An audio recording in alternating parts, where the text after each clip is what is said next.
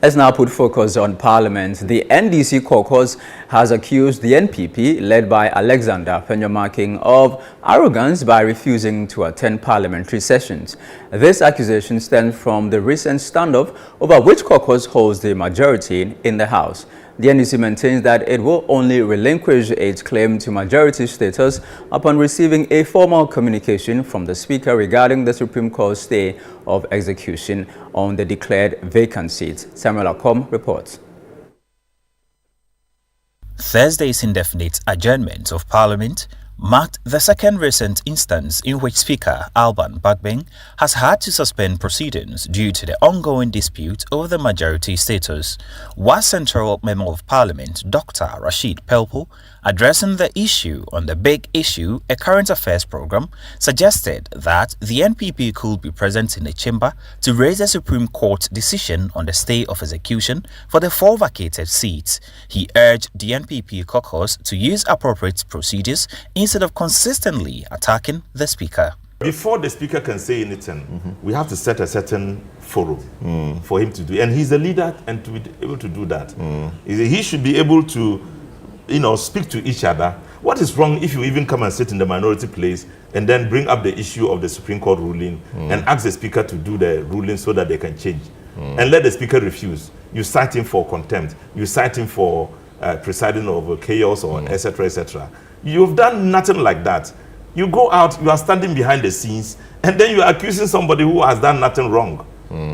So far, the Speaker has done nothing wrong. He is just doing his job as a Speaker. And I think the two of them should withdraw what they have said. Anyasoto Member of Parliament Dr. Dixon Adomakukisi argued that it was inappropriate for the Speaker to preemptively decide the future of status of MP seats, stating that such actions could deprive constituents of their representation. Dr. Kisi also accused the Speaker of occasional political bias.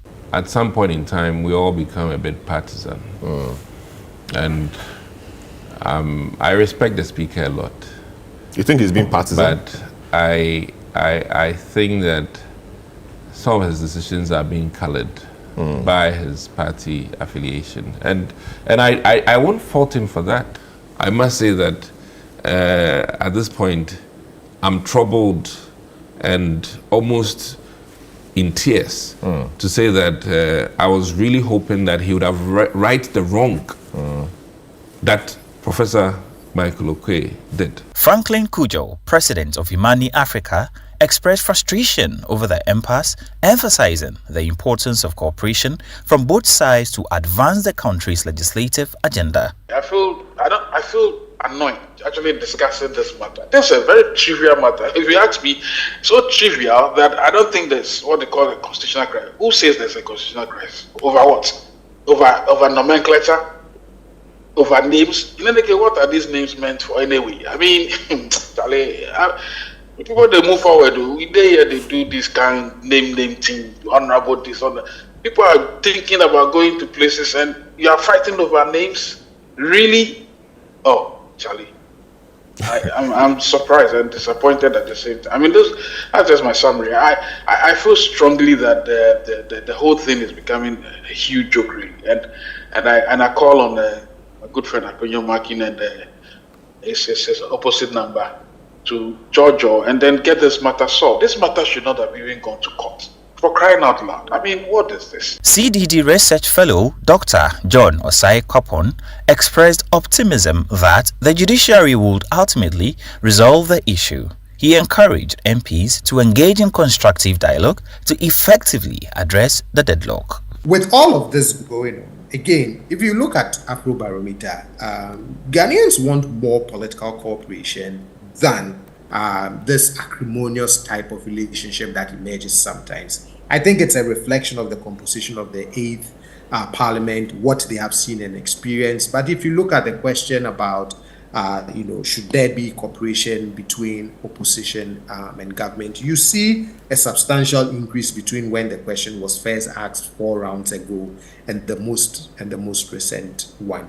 And I will still go back to the fact that you often hear members of Parliament refer to each other as my good brother, my good friend, which means that even beyond their deep partisan differences, there is a reservoir of goodwill that can be tapped into to try and resolve this impasse. It is quite unclear whether or not the NPP caucus in Parliament will trigger another recall. But until then, the stalemate may persist, with both sides not willing to yield. Reporting for Channel One News, my name is Samuel Akom.